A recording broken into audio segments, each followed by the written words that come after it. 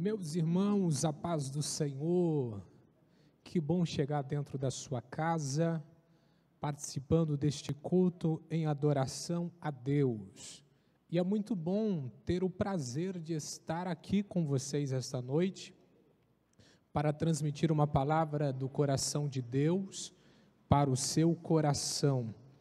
E eu gostaria que você abrisse a sua Bíblia ou acessasse a sua Bíblia no Evangelho segundo escreveu Mateus, capítulo de número 5.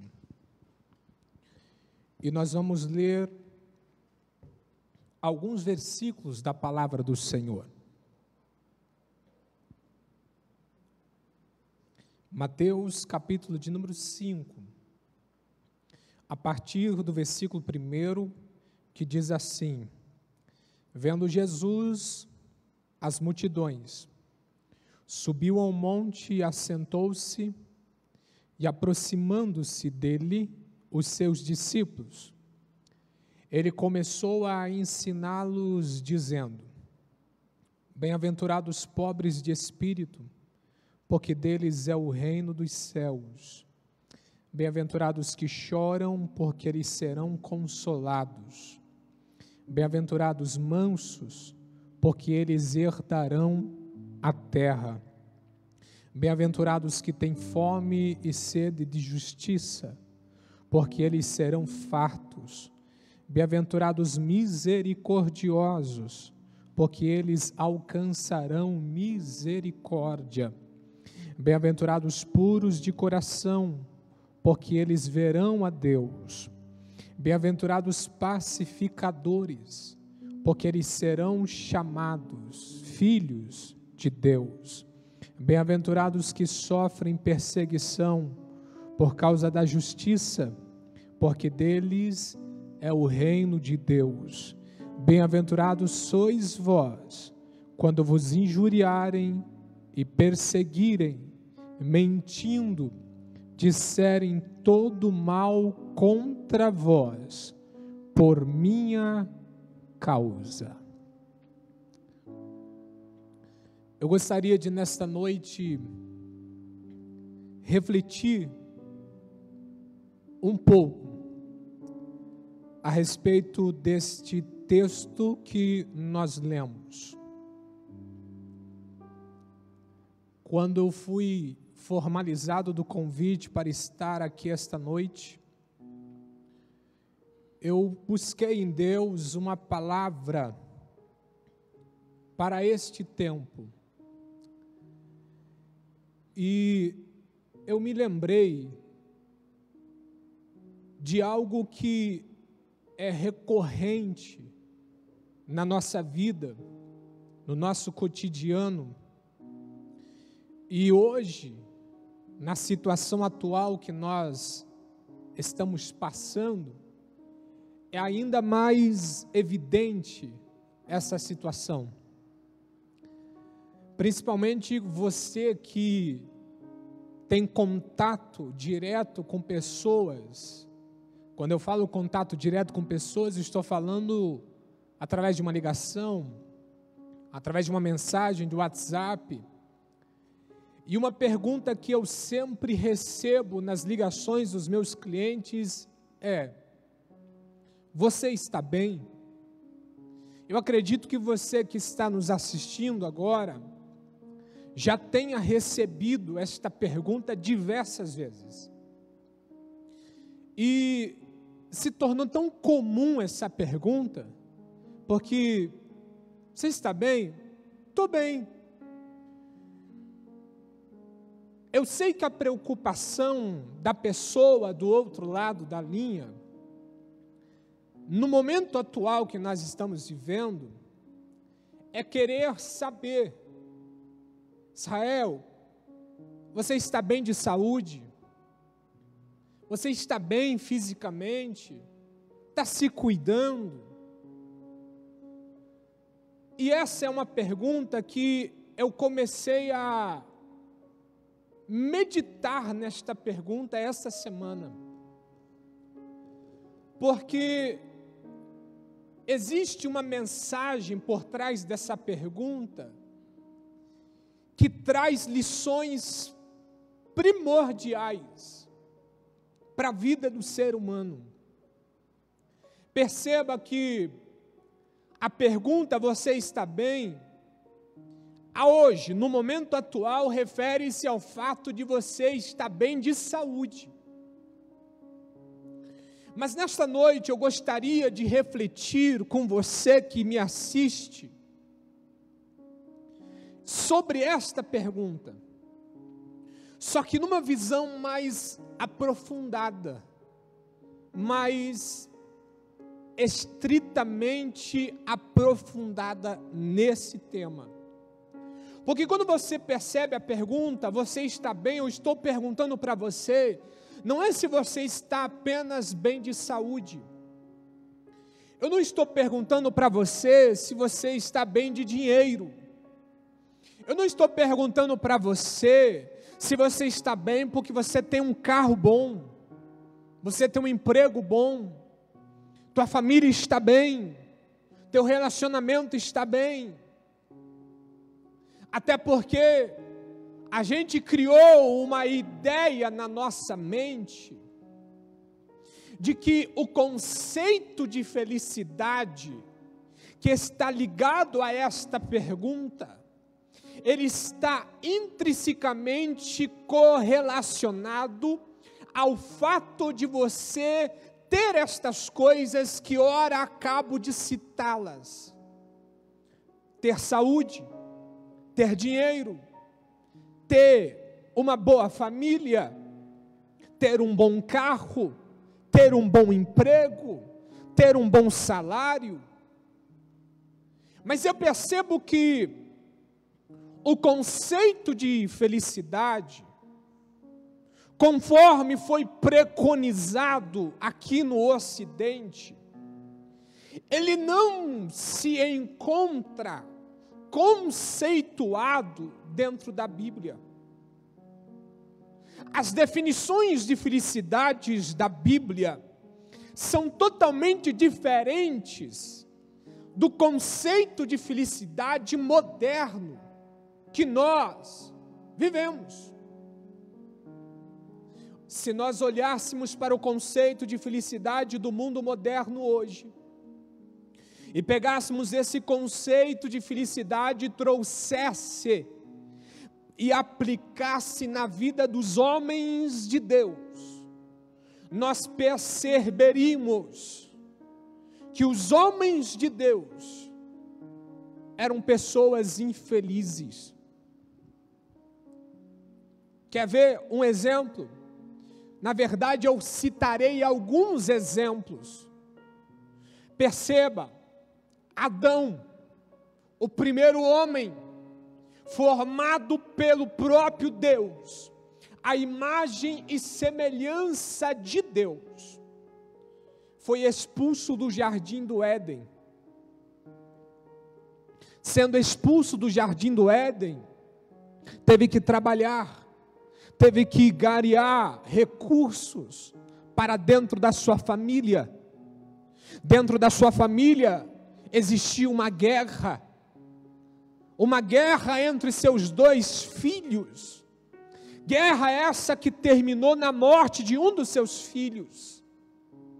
Aonde está a felicidade aqui nessa história? Segundo o conceito da felicidade moderna que nós estamos vivendo. Enoque foi um homem que andou com Deus, viveu com Deus, caminhou com Deus. Ele andou tanto com Deus, que diz a Bíblia que um dia Deus olhou para Enoque e disse: Enoque, vem morar aqui. E a Bíblia diz que Enoque passou a viver com Deus. Sendo assim, Enoque não ficou vivo para ver seus netos, seus bisnetos, ver a sua família próspera. Abraão, o pai da fé. Abraão, logo na sua tenra idade, diz a Bíblia, que ele presenciou uma guerra dentro da sua família. ele viu seu irmão Terá ser morto por Nimrode. Diz a história que Nimrode abriu Terá no meio e incendiou o corpo de Terá. Terá morreu queimado e agonizando. Como se não bastasse esse fatídico exemplo dentro da sua casa, a Bíblia diz que Deus olhou para Abraão e diz: Abraão, sai do meio da sua terra, sai do meio da sua parentela e vai viver uma vida como nômade. Não teve morada fixa por anos. Logo, passando por todo esse processo, um belo dia alguém olha para ele e diz: olha, vou te dar um filho.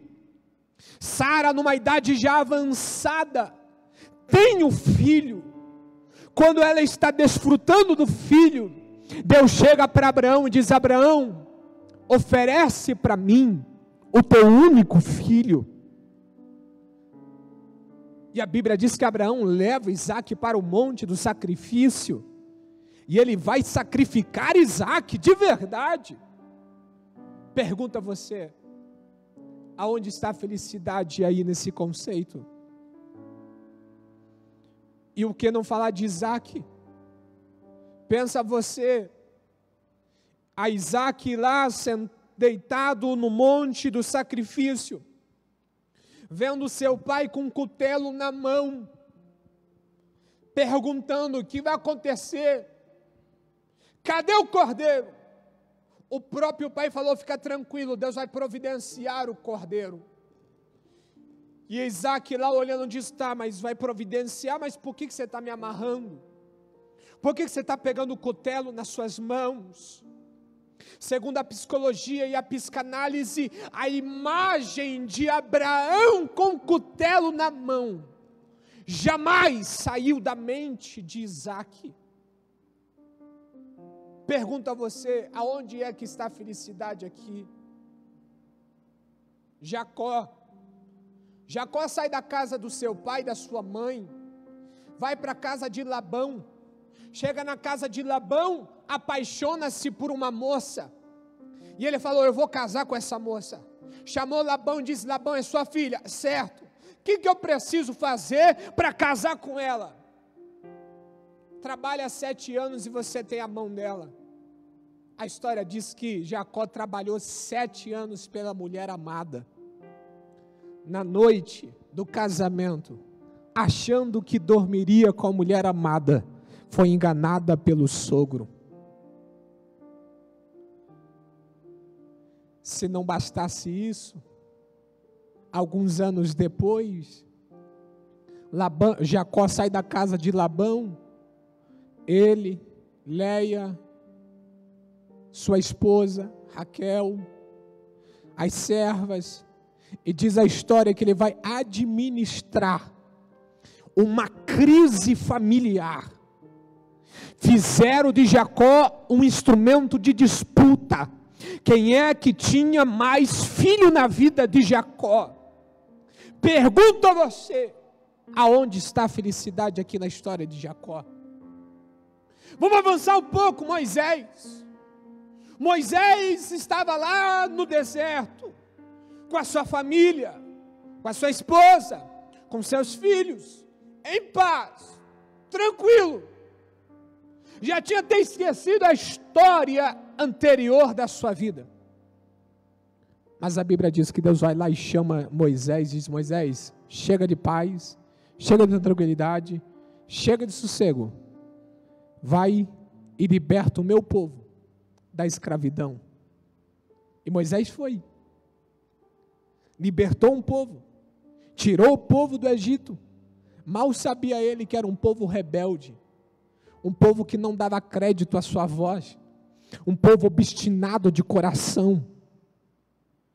Moisés passou tantos perrengues com aquele povo, que lá no final da sua vida, a Bíblia diz que Moisés sentiu o fruto, viu o fruto, olhou a terra prometida, mas não entrou na terra prometida.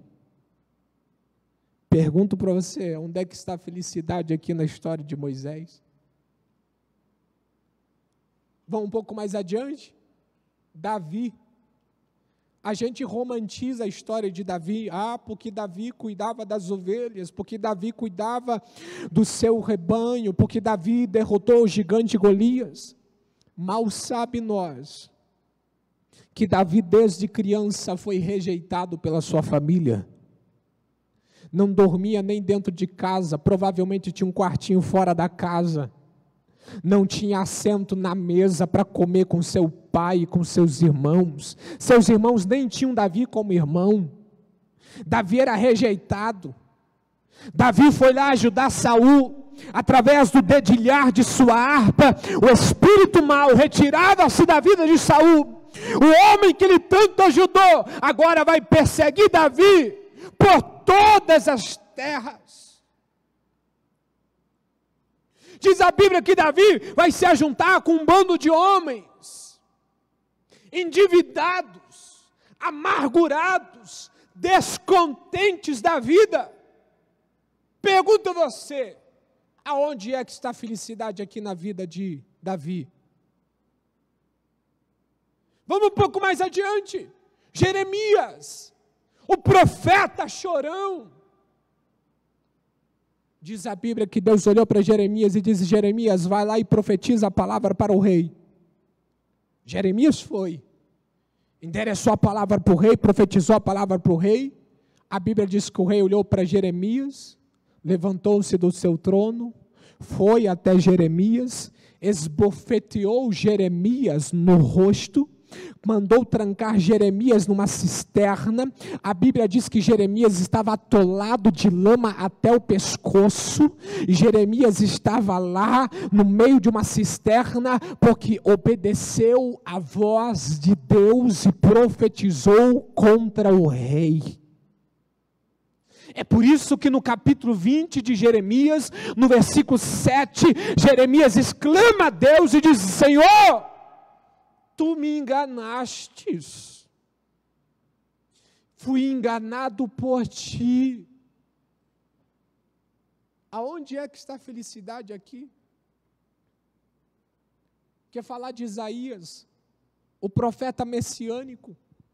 Diz a Bíblia que Isaías andou 3 anos nu, pelos vales e desertos de Israel, para profetizar através de sua ação, mostrando para o povo que o pecado do povo não seria punido.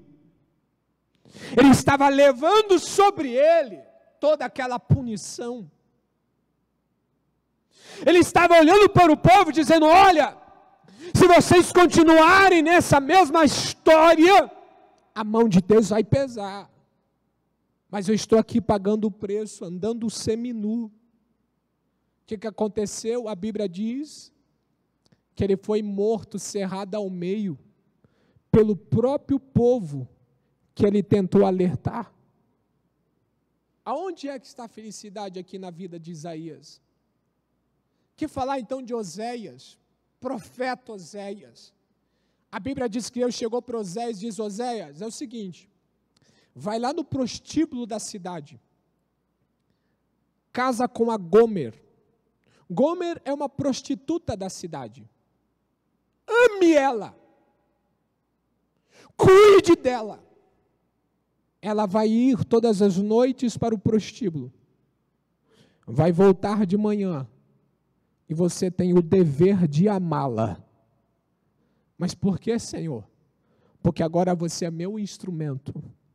E eu estou usando você para dar uma mensagem para Israel dizendo: da mesma forma que Israel peca comigo, falha comigo, eu amo a nação todos os dias. E o que falar de Ezequiel? A Bíblia diz que Deus chegou para Ezequiel e disse: Ezequiel, sabe a mulher da sua vida? Tem uma versão da Bíblia que diz assim: a delícia dos seus olhos. Sim, a sua mulher. Então, ela vai morrer. Como assim? Ela vai morrer. E você não vai se vestir de luto. Você não vai derramar uma lágrima. Engole o choro, engole a lágrima, engole a tristeza. Não se vista de luto, porque a partir de agora você é meu instrumento de voz no meio do povo. Mas por quê, Senhor? Porque eu estou usando você para olhar para o povo e dizer: eu amo vocês. Eu sou apaixonado por vocês. Mas mesmo amando vocês, eu permitirei que vocês vão para o cativeiro. Segundo o conceito da felicidade moderna, onde é que está a felicidade na vida desses homens? Aonde? A gente falou dos profetas. Que falar de Jesus? Jesus! Diz a Bíblia que Jesus não tinha nem moradia. Tem um texto da Bíblia que diz: as raposas têm covis. O Filho do Homem não tem nem aonde reclinar a sua cabeça. Jesus curou, libertou, sarou vidas, deu vida aos mortos. E lá no fim do seu ministério, o mesmo povo que foi curado, que foi libertado e que teve a vida restaurada, vai crucificar Jesus. Segundo o conceito da felicidade moderna, todos esses homens que nós elencamos aqui eram pessoas infelizes. Porque segundo o conceito da felicidade de hoje, só é feliz aquele quem tem uma vida boa. Você já parou para perceber? Eu não sei se você que está dentro da sua casa já fez essa autoanálise. Se você não fez, eu te convido a fazê-la. Você já parou para perceber que a gente está cultuando deuses pagãos antigos? Vou te provar. A gente cultua um Deus chamado Fortuna, que é um Deus da terra dos cananeus. A gente diz assim: eu só posso ser feliz se Deus me prosperar para ser feliz. A gente cultua um Deus chamado Destino, que é um Deus dos mesopotâmios. A gente olha e diz assim: é destino da minha vida ser da forma que é. A gente cultua um Deus dos islâmicos, o Deus das 1001 noites de felicidades, que diz: só é possível ter felicidade, e eu não aceito ter amor com frustração, com dor, não posso ter isso. Cada um tem o dever de fazer o outro feliz. E esse conceito tem ganhado as redes, tem ganhado as mídias, tem invadido as nossas casas, tem invadido as nossas pregações. Temos vivido de ilusões, de felicidades fantasiosas, que são condicionadas ao fato de ter alguma coisa. Se você não tem, você não é feliz. Você já parou para perceber isso? Que a fonte da nossa felicidade hoje está pautada em coisas terrenas, coisas materiais, coisas desta vida. Pregador, o que você quer falar para mim nessa live? Eu vim aqui nesta noite para te dizer: você precisa mudar o foco. Você precisa mudar a fonte da sua felicidade. As coisas terrenas, elas não vão te dar a completa e a real felicidade da sua vida. Você não será feliz possuindo todas as coisas. Você só será feliz o dia que você se render de verdade a Jesus Cristo de Nazaré. Só Ele pode fazer de você uma pessoa completamente feliz. Tá, pregador, o que eu preciso fazer então para construir a minha felicidade real e verdadeira? A Bíblia revela para nós 2 pontos para que a gente possa construir essa felicidade verdadeira. Existem as pessoas que constroem a sua felicidade como se estivesse construindo uma casa sobre areia. Mas essas pessoas são pessoas cheias de ódio. São pessoas que vivem no mundo de fantasias, no mundo onde não há problemas. São pessoas que vivem com espíritos de julgamentos. São pessoas que vivem numa religião de estereótipo. Parece o palácio de Herodes. O palácio onde Herodes morava era lindo, era bonito, era formoso, era firme. Até hoje, se você for lá nas terras antigas de Israel, você vai ver o palácio. Mas o palácio interior de Herodes estava em ruína. A história diz que Herodes matou a sua mulher, matou seus filhos por medo de perder o poder. E a história diz que Herodes morreu louco, perambulando pelos corredores do palácio, tendo alucinações e visões. Mas a Bíblia diz também que é possível você construir a sua felicidade como alguém que constrói uma casa sobre a rocha. Pregador, o que eu preciso fazer? Segue esse conselho. Olha para o livro de Mateus, capítulo 5, e leia até o versículo 12. E você vai ver pelo menos 6 pontos que você vai construir a sua felicidade. Você tem que ter o reino de Deus no coração, e não se deixar ser orientado pelo Senhor. Você tem que ser consolado no coração. É chorar o choro com o outro. É você ser feliz chorando. É um paradoxo. É não deixar o seu coração se tornar calabouço de angústia, aprisionando sonhos, realizações. É andar pela terra sendo herdeiro de tudo, sem se sentir dono de nada. Bem-aventurados mansos. É você ter fome e sede de justiça, mas não justiça própria, justiça para o outro. É se alimentar da verdade, é cultivar a verdade. Em último lugar, para você ter a sua felicidade de fato construída sobre a rocha, você precisa ser irmão de Jesus nas mesmas causas da sua vida. Significa é você ser feliz mesmo sendo perseguido. É você ter uma consciência grata. Você parou para perceber que se você olhar para tudo isso, você vai ver que o que você está vivendo hoje é totalmente diferente do que a Bíblia realmente fala, o que é ser feliz. É por isso que eu termino essa mensagem perguntando a você: você está feliz? Você está bem? Como é que está a sua vida? Reflete um pouco aí. Reflete só um pouquinho, como é que está a sua vida? A gente já volta.